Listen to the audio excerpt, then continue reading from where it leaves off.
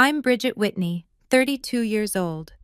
3 years ago, my parents took their entire $500,000 retirement fund and handed it to my sister for her startup. They sat me down at the dinner table, not to ask my opinion as a senior accountant at a Fortune 500 firm, but to take notes and learn from her. When I pointed out the red flags in her financial projections, my mother cut me off. "Don't be jealous, Bridget. You just don't understand business." 3 years later, at Thanksgiving dinner in front of 30 guests, FBI agents walked through our front door with handcuffs. And the first words my sister screamed as they arrested her? "This was Dad's idea." Before I tell you what happened next, please take a moment to like and subscribe, but only if this story resonates with you. Drop a comment telling me where you're watching from and what time it is there. This story begins with a simple truth. I learned too young. In my family, some daughters are born to shine, and some are born to applaud. Growing up in the Whitney household, there were two kinds of daughters. There was Meredith, beautiful, magnetic, the girl who walked into a room and made it revolve around her. And then there was me. I was the quiet one, the one who read books in corners while Meredith performed impromptu concerts for relatives, the one who got straight A's while everyone asked Meredith about her latest audition. I didn't resent her for it, not then. I just assumed this was how families worked. Some people were stars, and some people were audience members. The first time I truly understood my place was at my high school graduation. I was valedictorian. I'd worked 4 years for that honor, staying up past midnight, turning down parties, pushing myself until my eyes burned. When they called my name to give the speech, I looked out at the crowd. My parents' seats were empty. They arrived 20 minutes late, sliding into the back row just as I finished. Mom's excuse? Meredith had a callback for a commercial. We couldn't just leave her there alone. Meredith was 21. She had a driver's license. "You understand, right, honey?" Mom said afterward, straightening my graduation cap like that made up for missing the whole thing. "You're so independent. You don't need us cheering for you. Meredith is different. She's sensitive." I nodded. I smiled. I told myself that being independent was a compliment. It took me 15 years to realize that independent was just the word my parents used for the daughter they didn't prioritize. Meredith wasn't more sensitive. She was simply more seen, and in my family, being seen was everything. But back then, I didn't have the words for it. I just had a hollow feeling in my chest and a valedictorian medal that no one in my family ever asked to see. Fast forward 12 years, I'd built something I was genuinely proud of. Senior accountant at Morrison & Hartley, one of the most respected financial firms in Chicago. 6-figure salary. I'd worked on cases with the SEC, helped uncover fraud schemes that made the Wall Street Journal. My colleagues respected me. My bosses trusted me with their most complex audits. None of that mattered at Sunday dinner. "So, Bridget," my father said, cutting into his steak, "still doing the number thing?" "I'm a forensic accountant, Dad. I analyze financial statements, detect fraud, work with federal investigators." Right. He waved his fork dismissively. "Lots of typing." Meredith laughed from across the table. At 35, she was between jobs again. Consulting, she called it, which meant unemployed with a better vocabulary. But the way my parents looked at her, you'd think she was waiting for her Nobel Prize. "Meredith's exploring some incredible opportunities," Mom announced, refilling my sister's wine glass. "She has such vision.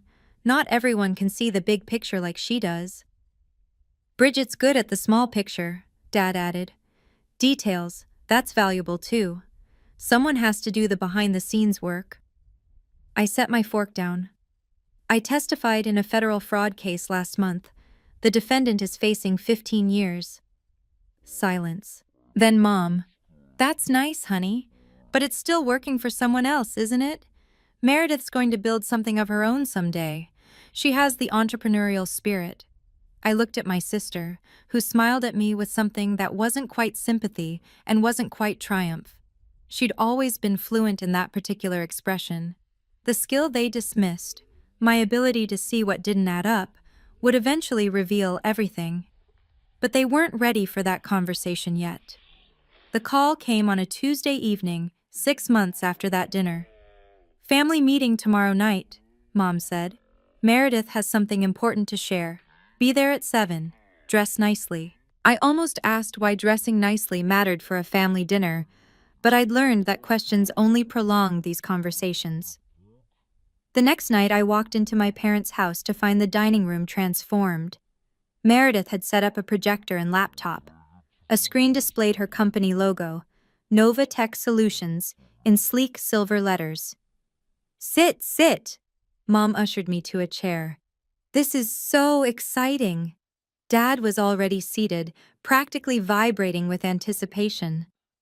I'd never seen him this engaged in anything I'd ever done. Meredith launched into her pitch. AI-powered data management for small businesses, revolutionary technology, disrupting the industry. She used every buzzword in the startup playbook. I listened, I watched the slides, and my stomach began to sink. "Our projected first-year revenue is $2 million, Meredith announced proudly. $2 million, with no existing client base, no proven product, no technical co-founder. "And I'm thrilled to announce," she continued, her voice trembling with rehearsed emotion, "that Mom and Dad have agreed to be my first major investors." Mom grabbed Dad's hand. "We're putting in $500,000. The room tilted. "That's," I started, then stopped. "That's your entire retirement savings." "An investment in family," Dad corrected. "Meredith's going to make us all rich." Meredith beamed. "I've already secured interest from angel investors. This is just the beginning." I stared at the projector screen, at numbers that didn't make sense from any angle I could calculate.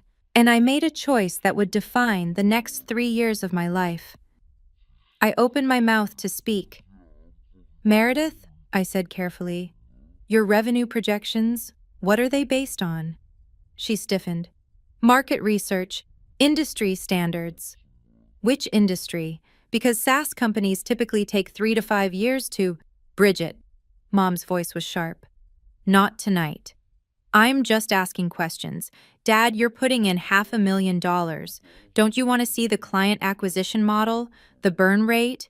Who are these angel investors?" Meredith's smile didn't waver, but her eyes went cold. "You wouldn't understand, Bridget. This is startup culture. It's not like your little accounting job."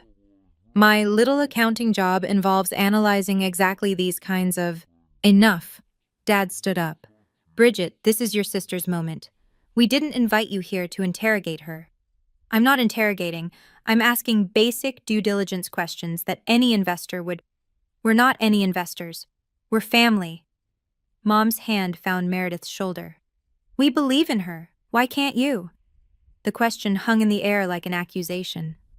I looked around the table, at my father's defensive posture, at my mother's protective grip on Meredith, at my sister's barely concealed smirk. "I believe in facts," I said quietly, "and these numbers don't add up." "You're jealous." Mom said it like a diagnosis. "You've always been jealous of Meredith. She has something you don't: vision, charisma, the courage to dream big. And instead of supporting her, you're trying to tear her down." Meredith dabbed at her eyes with a napkin. "I just wanted us to celebrate together, as a family." Dad put his arm around her. "We are celebrating. Bridget, apologize to your sister." I stood up from the table. "I hope I'm wrong," I said. "I really do." But I wasn't wrong. And somewhere in my father's eyes, just for a moment, I saw that he knew it too. That night, I couldn't sleep. I sat at my kitchen table until 3 a.m., writing an email I knew would probably go unread. But I had to try. I detailed everything: the unrealistic revenue projections, the vague references to angel investors with no names attached, the missing operational budget, the fact that Meredith had no technical background and hadn't mentioned a single developer on her team. I attached articles about startup failure rates. I included a spreadsheet showing what responsible early-stage funding actually looked like.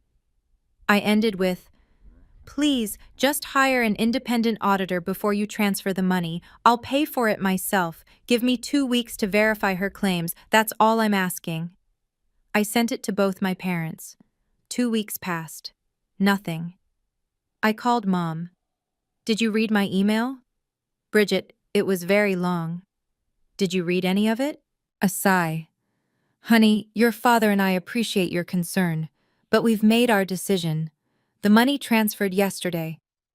My chest tightened. Yesterday? Meredith needed it for a time-sensitive opportunity. Some big client meeting. You know how business works. You have to move fast. No, I knew exactly how this worked. And this wasn't business. This was a disaster in slow motion. Mom, please, just promise me you'll keep records. Get everything in writing. If anything seems off. Good night, Bridget. The line went dead. I sat there in the dark, phone still pressed to my ear, listening to silence. Then I did something I'd never done before. I created a folder on my computer labeled Novatech. I saved the email there, not to say I told you so later, not to build a case. I saved it because I needed proof, for myself, that I had tried, that I wasn't crazy for seeing what I saw. 1 year later, I almost believed I'd been wrong. Mom's birthday party. Meredith pulled up in a gleaming white BMW, designer sunglasses perched on her head, looking like she'd stepped out of a magazine. Company car, she announced to the gathering relatives, running her hand along the hood.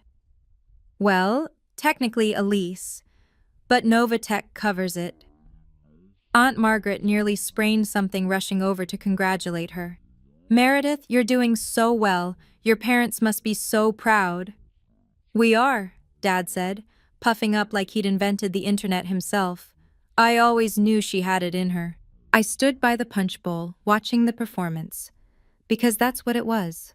A performance. I'd worked with enough companies to recognize the signs. The car was leased, not owned. Meredith's assistant was actually a freelancer she'd hired for the day. The office space she'd shown in Instagram photos? A co-working space rented by the hour. But everyone was buying it.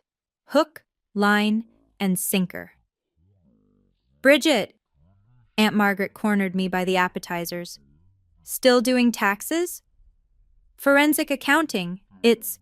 That's nice. You should ask Meredith for some career advice. She really knows how to play the game. I bit my tongue so hard I tasted copper. Later, I overheard Mom in the kitchen. Meredith needs another $50,000 just to bridge a cash flow gap, completely normal in startups. Another 50? That was Dad, sounding less certain than usual.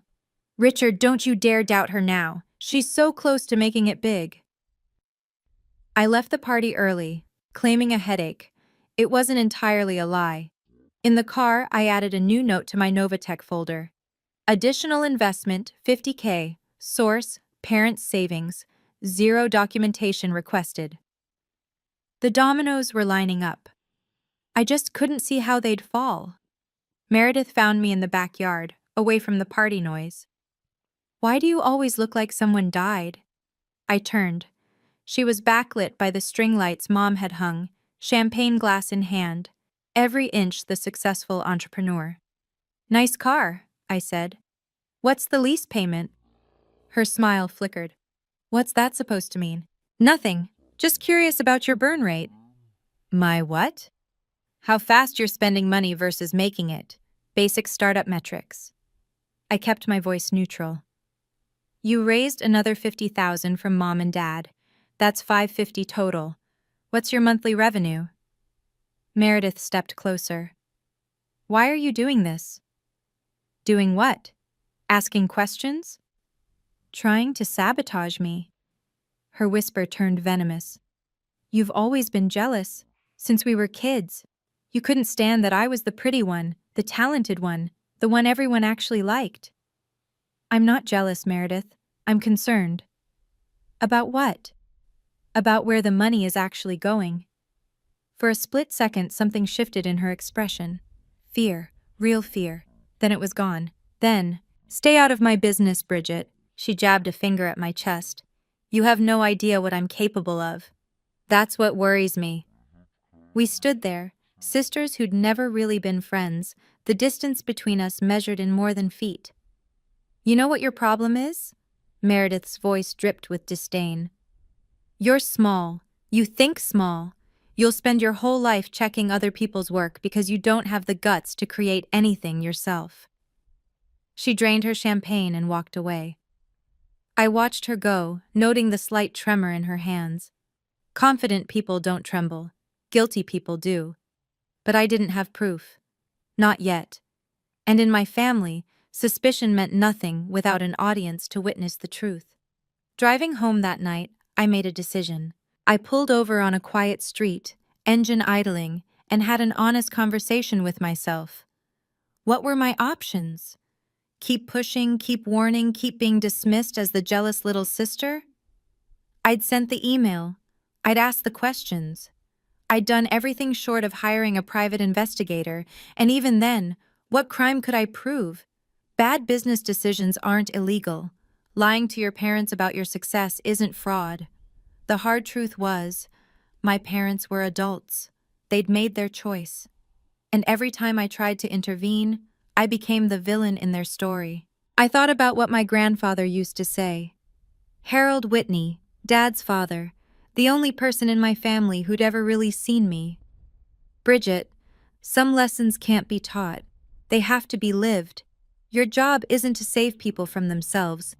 Your job is to make sure you're not standing in the blast zone when they finally learn. He'd been dead 4 years now. I missed him every day. I picked up my phone and called my father.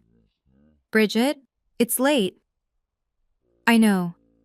I just wanted to say, if Meredith needs more money, don't ask me.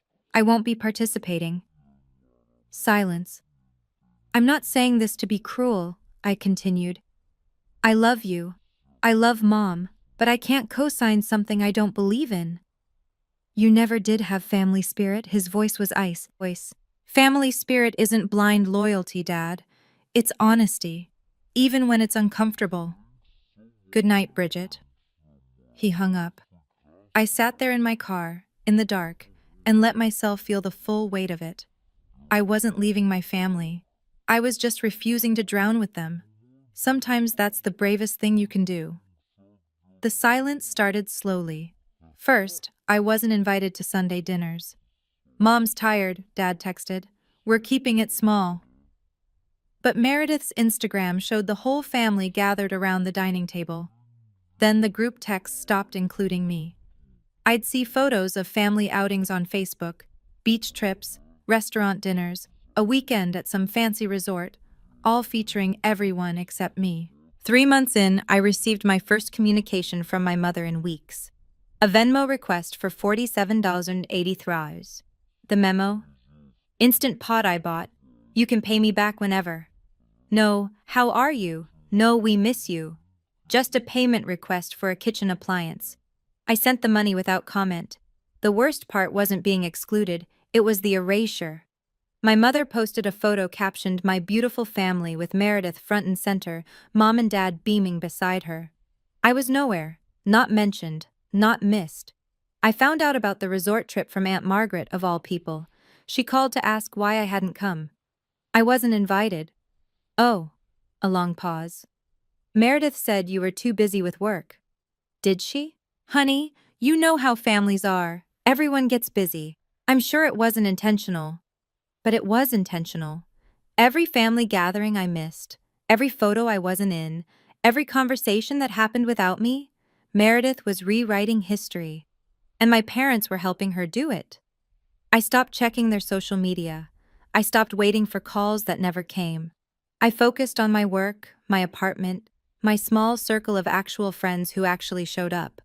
And I told myself I was fine. Mostly, I believed it. But late at night, sometimes I wondered, how do you mourn a family that's still alive but has already buried you?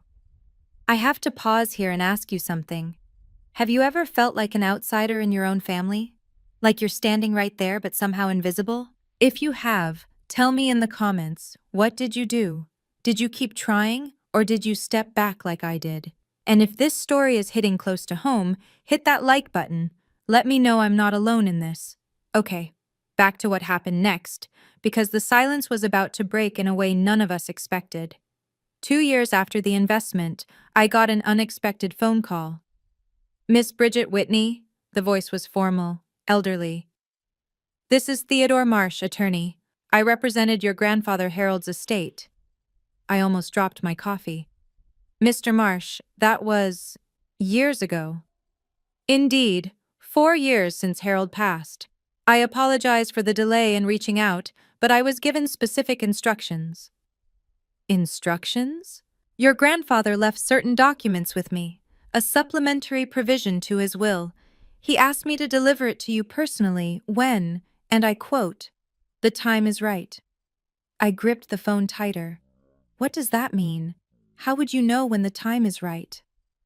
Honestly, Miss Whitney, I wasn't certain myself, but Harold was a wise man.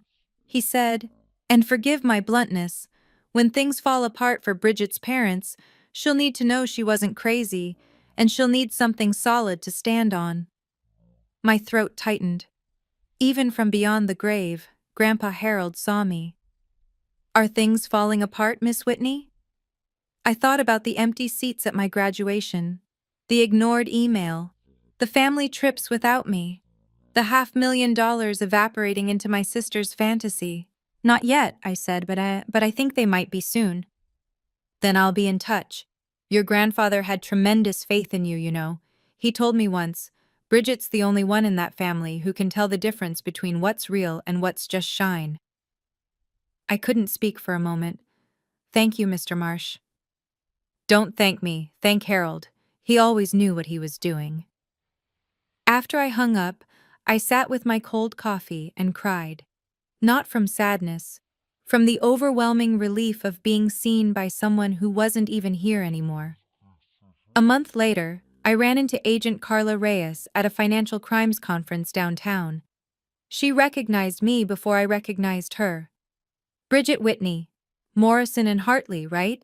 I turned to find a sharp-featured woman in a navy blazer, FBI badge visible at her hip. It took me a moment to place her. Agent Reyes, the Thornton Securities case. You remember, she smiled. You basically handed us that conviction. Your analysis of the shell company transactions was textbook. I just followed the numbers. That's exactly why you're good at it. She tilted her head. Still doing forensic work? Every day. Good. We need more people who can actually read a balance sheet. She reached into her pocket and handed me a business card. I'm heading up the white-collar crime unit now. If you ever see anything unusual in your work, give me a call. I looked at the card. Simple. Official. FBI seal in the corner. What kind of unusual? The kind that keeps you up at night. Her gaze was knowing. I've been doing this job for 15 years. You learn to recognize when someone's carrying something heavy, and you look like you're carrying something. I almost told her. Right there, in that conference hall with 300 people milling around. I almost said, my sister's running a scam and my parents gave her $500,000 and nobody will listen to me. But I didn't. Just work stress, I said. Sure. She didn't push. But if that stress ever has a name and a dollar amount, you know where to find me. I slipped the card into my wallet behind my driver's license. I told myself I'd never use it. Funny how the things we tell ourselves are rarely true. 3 years after my parents wrote that check, my phone rang on a Tuesday afternoon. Bridget? Mom's voice was bright. Too bright. I'm calling about Thanksgiving. I almost didn't answer. Our last conversation had been 4 months ago, and only because I'd texted her happy birthday. What about it? We're hosting this year. Big gathering. 30 people. Family, friends, the Hendersons from next door. Meredith has a special announcement, and we want everyone there. Another announcement. Another chance for Meredith to shine while I stood in the shadows. I don't know, Mom. Work's been... Bridget. Her voice hardened. You will be there. This is important to your sister, to all of us. Whatever issues we've had, we're still family. Still, I wanted to laugh. Family. The word meant something very different to me than it did to her. What time? 4 o'clock. Wear something nice. And Bridget? She paused. Try to be supportive this time. No negativity. No negativity. As if asking questions about where $500,000 went was negativity. I'll be there, I said. After I hung up, I sat at my desk and stared at nothing. 3 years. In that time, I'd been promoted twice, bought my own condo, built a life entirely separate from the family that didn't want me. I'd learned to stop checking Meredith's social media, to stop wondering what they were saying about me at dinners I wasn't invited to, but some part of me, the little girl who'd searched for her parents' faces in a graduation crowd, that part still hoped. Maybe things had changed. Maybe this invitation meant something. I picked out a nice dress, navy blue, conservative, professional. I had no idea I was dressing for a funeral. I arrived 15 minutes early. My first mistake. Oh good, you're here. Mom thrust an apron at me before I could even take off my coat. Help me with the appetizers, and the drink station needs setting up. I looked down at the apron. It had cartoon turkeys on it and said, "Gobble till you wobble." Where's Meredith? Resting upstairs. She's been working so hard on her presentation. We need to let her conserve her energy. Of course. I spent the next hour arranging cheese platters, filling ice buckets, and greeting guests at the door like hired help. Aunt Margaret, Uncle Thomas, 3 sets of cousins I barely recognized. The Hendersons who'd watched me grow up and now looked at me like they couldn't quite remember my name. By the time Meredith made her entrance, the living room was packed. She descended the staircase like a movie star, red dress, professional makeup, heels that probably cost more than my monthly car payment. Everyone turned. Everyone applauded. My mother actually wiped away a tear. "Doesn't she look wonderful?" Mom whispered to Mrs. Henderson. "That's my entrepreneur." I stood by the punch bowl in my navy dress and turkey apron, pitcher of lemonade in hand. Aunt Margaret sidled up to me. "Bridget, still doing... what is it you do?" "Forensic accounting." Right, numbers," she waved dismissively. "You know, you could learn a thing or two from your sister. She's got that spark, that ambition." Across the room, Meredith caught my eye. She raised her champagne glass in my direction with a smile that said exactly what she thought of me. I smiled back. And I made myself a silent promise. Whatever happened tonight, this was the last time I would stand in this room feeling small. Dad called for everyone's attention just before we sat down to eat. "Before we say grace," he announced, standing at the head of the table, "I want to raise a toast. To family, to success, and to my daughter Meredith, who's proven that the Whitneys know how to dream big." Applause rippled through the room. 30 people, champagne glasses raised. 3 years ago, Patricia and I made the best investment of our lives. $500,000 in Novatech Solutions. He beamed at Meredith. And I am proud to say, it's paying off beyond our wildest dreams. I stood frozen by the sideboard, still holding the gravy boat. Now I don't want to leave out our other daughter. Dad turned to me, and the warmth drained from his voice. "Bridget, we hope that someday you'll learn from your sister. Maybe take some notes, figure out how to stop working for other people and actually build something of your own." Laughter. 30 people, laughing. "After all," Dad continued, encouraged by the response, "someone has to be the worker bee while the rest of us think big. Right, Bridget?" More laughter. Uncle Thomas slapped his knee. Aunt Margaret covered her smile with her napkin. Mom chimed in. "Don't worry, honey. Being an employee is respectable too. Not everyone can be a leader." I counted the faces. 30 people who'd just heard my father call me a failure. 30 people nodding along. 30 people who would remember this moment at every future gathering. I set down the gravy boat. I did not cry. I was long past tears. But I made sure to memorize every face, every smirk, every person who laughed at my expense, because somewhere, deep in my bones, I knew. This story wasn't over yet. The doorbell rang.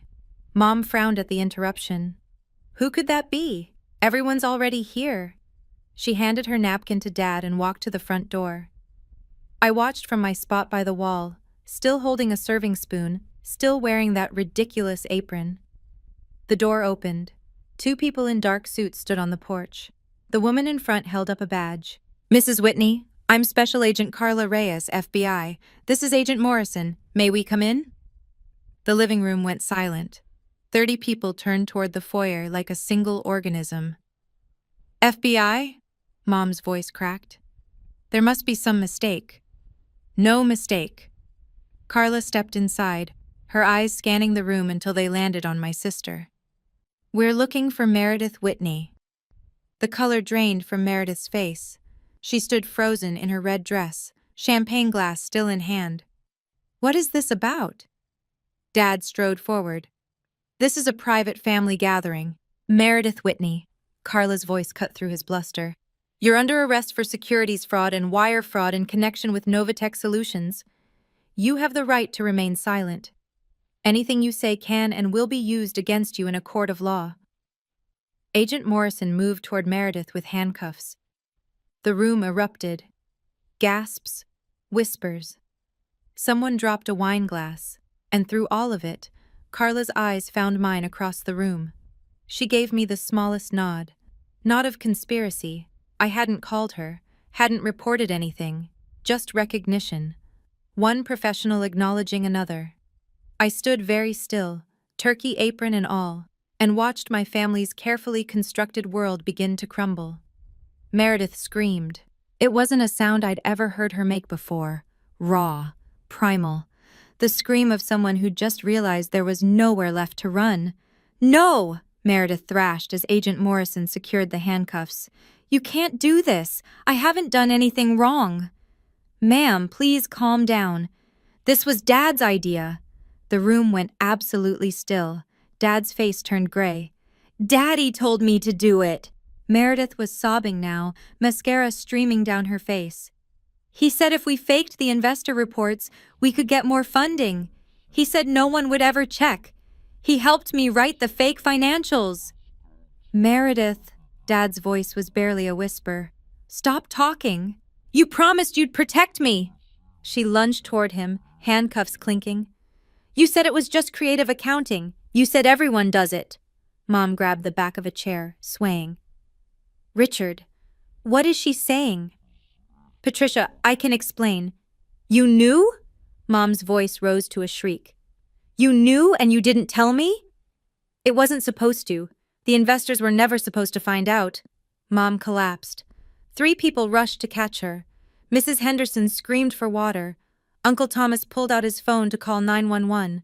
In the chaos, Carla continued reading Meredith her rights, her voice steady and professional against the backdrop of family implosion. I didn't move. I watched my father try to revive my mother. I watched my sister being led toward the door, still screaming accusations. I watched 30 people witness the destruction of everything my parents had built their identities around. And I felt nothing. No satisfaction, no vindication, just a hollow emptiness where anger used to be. This wasn't victory. This was watching a house fire from the lawn, knowing you'd tried to warn them about the faulty wiring, knowing they'd called you crazy for smelling smoke. The EMTs cleared Mom. Just a fainting spell, no lasting damage. She sat on the couch with a blanket around her shoulders, looking 20 years older than she had an hour ago. Agent Carla pulled me aside near the front door, away from the others. "I want to make something clear," she said quietly. "You didn't cause this." "I know." The investigation came from external investors. They hired independent auditors 6 months ago after inconsistencies in their quarterly reports. Your sister was siphoning money, nearly $2.3 million from multiple investors. Your parents' $500,000 was just the beginning. $2.3 million. My stomach turned. Your father's involvement. Carla hesitated. "We'll be looking into that. But Bridget, the point I want to make is that you had nothing to do with this bust. I recognized you from the conference, but that's coincidental. People will think I reported her. Let them think what they want. You know the truth." She glanced back at the shell-shocked guests. For what it's worth, if they'd listened to you 3 years ago, this might have stopped at 500,000 in family losses instead of federal charges and prison time. She handed me a card, not her FBI card, but a victim services number. Your parents may need this. They're likely going to lose everything in civil suits. I took the card numbly. Before she left, Carla turned back. Your grandfather, Harold Whitney. He was mentioned in some of our background research. A straight arrow from what we found. He would have been proud of you. Then she was gone. And I was left standing in my parents' foyer, holding a victim services card, wearing a turkey apron, listening to my mother sob in the next room. This was what truth looked like. It wasn't pretty. The guests fled like the house was on fire. Aunt Margaret didn't even say goodbye. The Hendersons practically ran to their car. Within 30 minutes, the living room that had held 30 people was empty except for family. Dad found me in the kitchen, where I'd retreated to take off that ridiculous apron. Bridget, his voice was hoarse, I need your help. I folded the apron carefully, set it on the counter. You're good with finances. You could testify. Tell them I didn't know what Meredith was doing. Tell them I'm just a retiree who trusted his daughter. I looked at my father, really looked at him. The man who'd called me a worker bee, who'd made 30 people laugh at my expense, who'd ignored my warnings because they came from the wrong daughter. Dad, you knew. I didn't. You helped her write the reports. She said so. She's panicking. She doesn't know what she's saying. I have an email. The words came out flat. 3 years ago, I sent you and Mom a detailed analysis of everything wrong with Novatech's financials. You read it. His face went pale. That doesn't prove. I'm not going to testify against you. I picked up my purse. But I'm not going to lie for you either. This is your family. Yes. I met his eyes. And families don't ask each other to commit perjury. Bridget, please. You taught me to be honest, Dad. Remember? When I was 8 and I lied about breaking the vase? You grounded me for a month because Whitney's tell the truth. He had no answer for that. Whitney's tell the truth, I repeated. Or at least, one of them does. I walked past him through the living room where my mother sat crying and out the front door. I didn't look back. I was almost to my car when I heard footsteps behind me. Bridget, wait! Aunt Margaret stood on the driveway, arms wrapped around herself against the November cold. She looked smaller than I'd ever seen her. I wanted to say, she faltered, I'm sorry. I stopped, keys in hand. For what exactly? For everything. For not seeing. She took a shaky breath. For laughing when when he said those things about you. You did more than laugh, Aunt Margaret. You told me to learn from Meredith, multiple times, over multiple years. I know. Tears spilled down her cheeks. I was wrong. We all were. I studied her face, searching for sincerity. Finding it, but finding something else too. The kind of regret that only comes when consequences finally arrive. You didn't apologize because you realized you were wrong, I said slowly. You apologized because you finally saw that Meredith wasn't who you thought she was. She flinched. Bridget, that's not... It's okay. I unlocked my car. I'm not saying that to be cruel. I'm saying it because I spent years trying to make people see what was right in front of them, and no one listened. So forgive me if I don't jump up and down because you're sorry now that the FBI showed up. What can I do? To make it right? I thought about it. Next time someone in this family is being dismissed, overlooked, laughed at, speak up before the disaster, not after. I got in my car.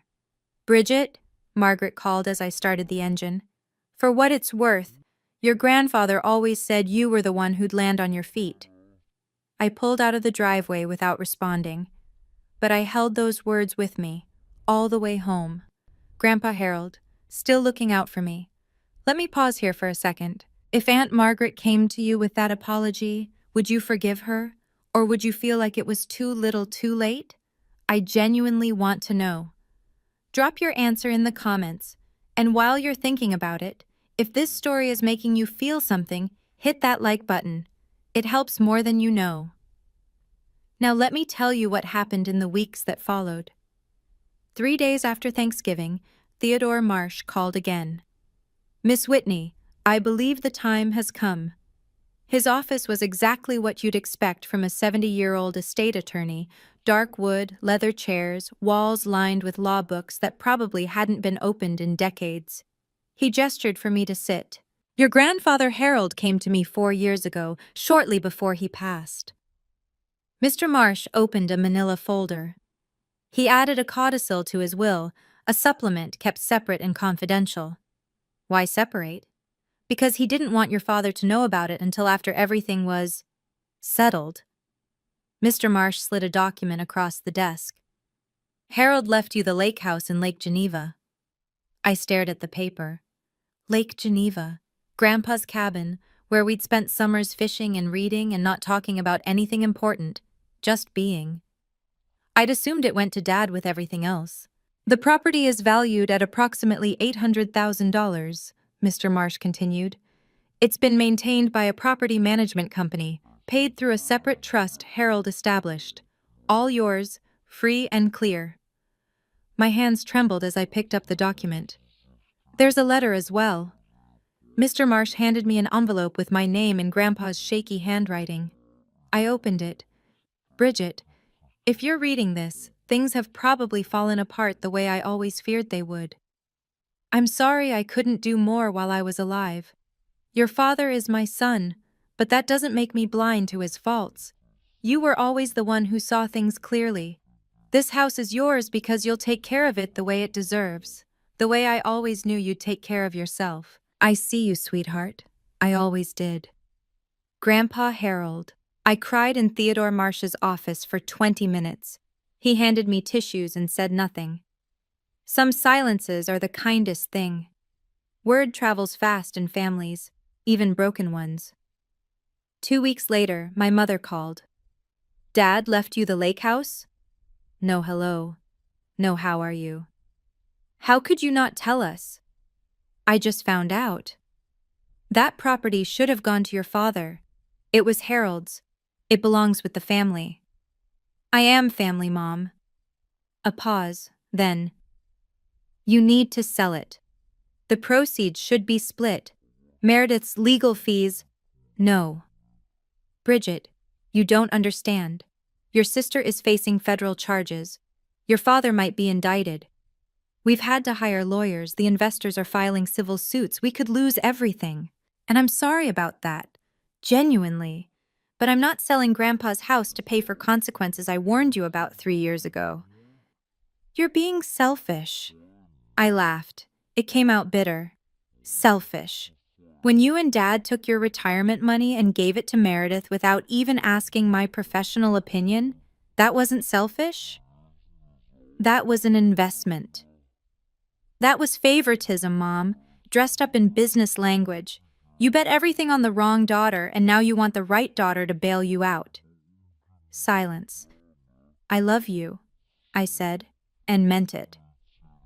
But love doesn't mean I set myself on fire to keep you warm. Grandpa left me that house because he trusted me. I won't betray that trust. Your grandfather would be ashamed of you. No, my voice was steady. He's the only one who wouldn't be. I hung up. Then I blocked her number. Not forever, just until I could breathe again.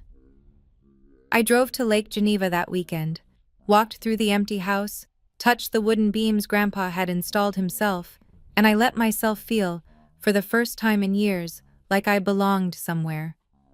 I unblocked my mother after a week. Some conversations need to happen face to face. We met at a coffee shop. Neutral ground. Dad came too, looking 10 years older than he had at Thanksgiving. Mom's hands shook when she lifted her cup. Before you say anything, I started, I want to be clear about something. I'm not here to fight. I'm here to set boundaries. Boundaries. Dad said the word like it was foreign. Yes, here's where I stand.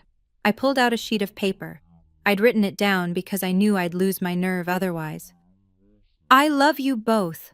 I'm not cutting you out of my life, but I will not provide any financial support for Meredith's legal defense or restitution payments. I will not testify to anything that isn't true, and I will not apologize for being the daughter who tried to warn you. Mom opened her mouth. I held up my hand. I'm not finished. If you want a relationship with me going forward, it has to be based on respect, not on what I can do for you, not on comparing me to Meredith, on actually seeing me as a person. We've always, Mom started. You haven't. And I've spent 32 years pretending that was okay. I folded the paper. It's not okay. It never was. Dad stared at his coffee. We really messed this up, didn't we? Yes. It wasn't forgiveness. It wasn't reconciliation. But it was honesty. Maybe the first real honesty we'd ever had. I don't know how to fix this, Mom whispered. I don't either, I admitted. But we can't fix anything if we can't even admit it's broken. We sat there, three people who shared blood but had forgotten how to share anything else. It was a start. A painful, awkward, necessary start. 6 months after Thanksgiving, the legal hammer fell. Meredith pleaded guilty to 3 counts of wire fraud and 2 counts of securities fraud. The judge showed no sympathy for her tears or her expensive lawyers. 5 years in federal prison, no parole. Dad was indicted as a co-conspirator. His case dragged on for months, but eventually he accepted a plea deal. 2 years suspended sentence, 3 years probation, and a lifetime ban from involvement in any investment activities. The civil suits were worse. The defrauded investors, 7 different parties, totaling $2.3 million in losses, filed a coordinated lawsuit. My parents' house went first, then the cars, then what little remained of their retirement accounts. By the time the settlements were finalized, they were left with nothing. They moved into a 2-bedroom apartment in a complex that smelled like mildew and regret. I visited once. The apartment was small, cramped with furniture that didn't fit. Photos of Meredith were conspicuously absent from the walls. Social Security covers the rent, Dad said flatly. Barely. Mom sat in a corner chair staring at nothing. She'd stopped dyeing her hair. The gray made her look ancient. I'm not here to gloat, I said. Then why are you here? I set a bag of groceries on the counter. Basics, bread, milk, canned soup. Because you're still my parents. Dad looked at the groceries, then at me. Something shifted in his face. We don't deserve this. No, I agreed. You don't, but it's not about deserving. I left without hugging them. Not because I didn't want to, because I wasn't ready. And that was okay. Healing isn't linear. Forgiveness isn't instant. Sometimes love looks like groceries on a counter, and nothing else you're able to give. The social fallout was almost worse than the legal one. Within a month of the arrests, my parents' social circle evaporated. The couples they'd vacationed with, the church group Mom had led for 15 years, the country club Dad had been so proud of joining, all gone. Aunt Margaret kept me updated, though I hadn't asked her to. Your mother got dropped from the women's ministry, she told me over the phone. Someone made a comment about not wanting that kind of attention at their events. And Dad? His golf buddies stopped returning calls. The retirement party they were planning for Bill Henderson? Your father wasn't invited, after 20 years of friendship. I thought about that Thanksgiving room. 30 people laughing at me, 30 people toasting Meredith's success. Where are all those people now? Margaret was quiet for a moment. Nowhere. That's the thing about fair weather friends, Bridget. They're only there for the weather. I didn't feel satisfaction. I felt tired. Your parents keep asking about you, Margaret added. Your mother especially. She mentions you every time we talk. What does she say? She says she wishes she'd listened. She says she looks at old photos and can't believe how blind she was. She says, what? She says she's proud of you, for turning out the way you did despite everything they got wrong. I didn't know what to do with that. The parents who'd laughed at me, who'd chosen Meredith at every turn, who'd called me selfish for not selling my inheritance, were they really capable of change? I didn't know. But I noticed something. They hadn't asked for money in months. They hadn't made demands. Maybe that was progress.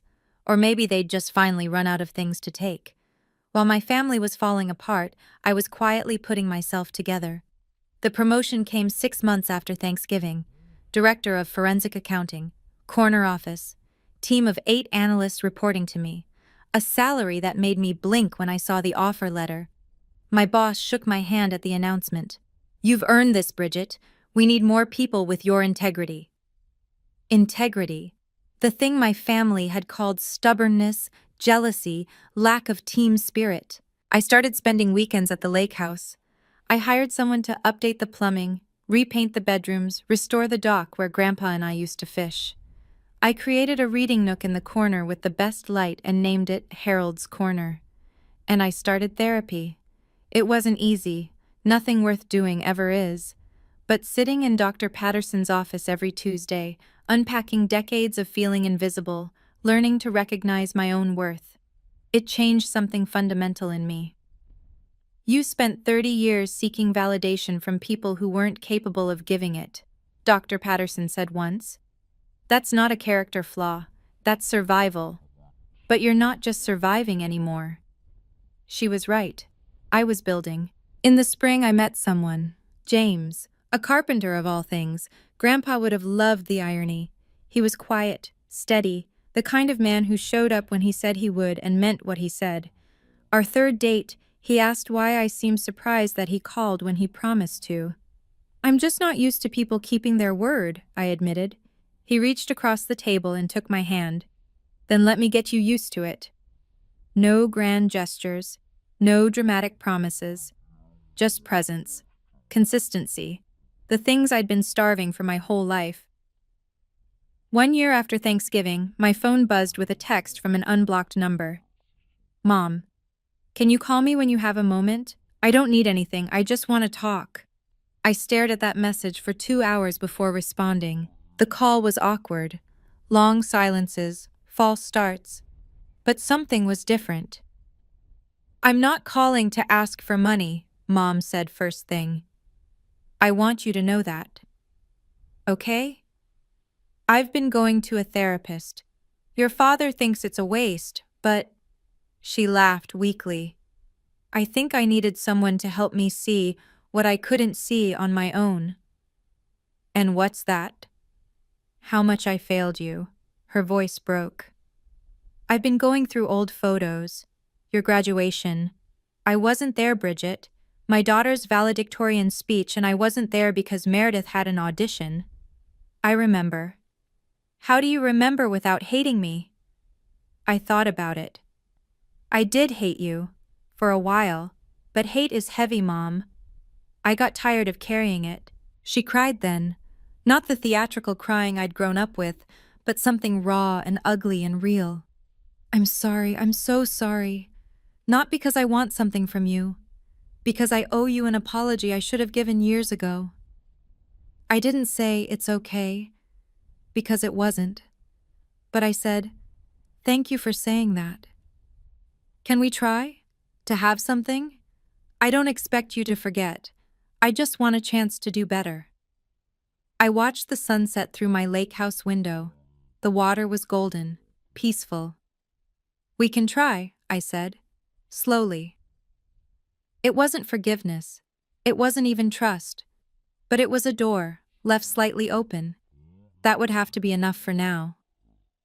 18 months after the arrest, I drove to Alderson Federal Prison Camp in West Virginia. I don't know what made me go. Curiosity, maybe. Or the need for closure that therapy kept telling me I deserved. Or maybe just the simple fact that, despite everything, Meredith was still my sister. The visiting room was fluorescent lit and depressing. Meredith shuffled in wearing khaki scrubs, no makeup, her hair pulled back in a limp ponytail. She looked nothing like the woman in the red dress who'd descended my parents' staircase. "Why are you here?" No preamble. Same old Meredith. "I don't know," I admitted. "I just needed to see you." She sat across from me, hands flat on the table. Come to gloat? No. Liar. Meredith, if I wanted to gloat, I'd have come 18 months ago. I'm here because I have a question. She raised an eyebrow. Was it really Dad's idea? Or did you just say that because you were scared? For a long moment, she didn't answer. Then slowly, the mask cracked. Both. Her voice was barely a whisper. He encouraged me. He helped with the reports. But I made the choice. I signed the documents. I took the money. She looked at her hands. I'm not a victim, Bridget. I'm just a person who got caught. That's the first honest thing you've ever said to me. She laughed bitterly. Prison gives you a lot of time to think. What do you think about? How I ended up here. How I spent my whole life performing and never actually being anything real. She met my eyes. How you were always the one who was actually okay. We sat in silence, not sisters exactly, but maybe, finally, something like honest. Summer now. I'm sitting on the dock at Lake Geneva, bare feet dangling over water that sparkles like Grandpa's eyes used to when he told his terrible jokes. James is inside, probably making that coffee he's so proud of, the kind that takes 20 minutes and tastes exactly like the instant kind, but I'd never tell him that. I've been thinking about what this whole experience taught me. First, your worth isn't determined by people who refuse to see it.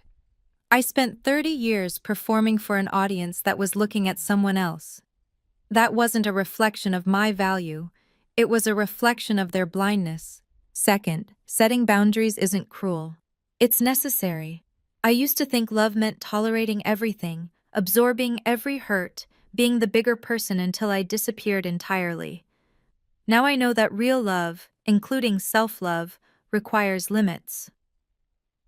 Third, sometimes the best thing you can do is step back and let consequences happen. I didn't take revenge on my family. I didn't call the FBI. I didn't orchestrate their downfall. I just refused to participate in their delusion, and eventually, reality caught up. Grandpa understood this. That's why he left me the house. Not as a weapon against Dad, but as solid ground for me to stand on when everything else washed away. I still see my parents occasionally. Mom more than Dad. It's fragile, what we're building. More like acquaintances who share a history than a mother and daughter who share a bond. But it's honest, which is more than we ever had before. And Meredith? She'll be out in 2 more years. I don't know what our relationship will look like then. Maybe nothing. Maybe something. The point is, I don't need to know. I don't need them to make me whole. I already am. My story doesn't have a fairy tale ending.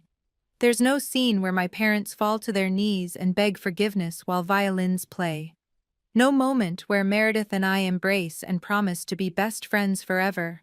No perfect family photo where everyone's smiling and the past is magically erased.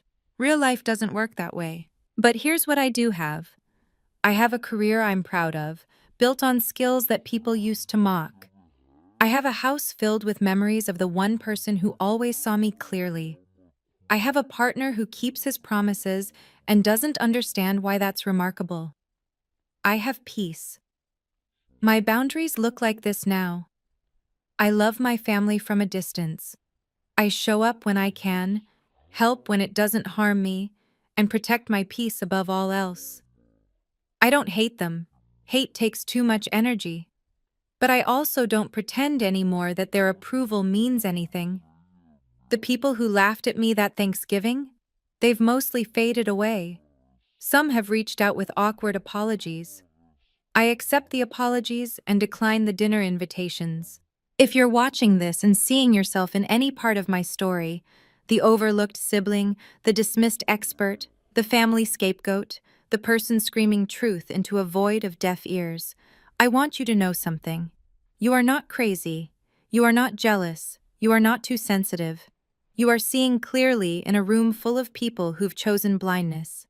And eventually, the light catches up. So that's my story. Thank you for listening to all of it. Now I want to hear yours. Drop a comment below. Tell me about a time when you finally stopped shrinking and started standing tall. I'll read every single one. If this story resonated with you, if it made you feel seen, or angry, or hopeful, please hit that like button and subscribe. It genuinely helps more than you know. And turn on notifications so you don't miss the next story. There are more just like this one in the description below. Stories about family, boundaries, and finding your worth. Until next time, protect your peace. You've earned it. See you in the next one.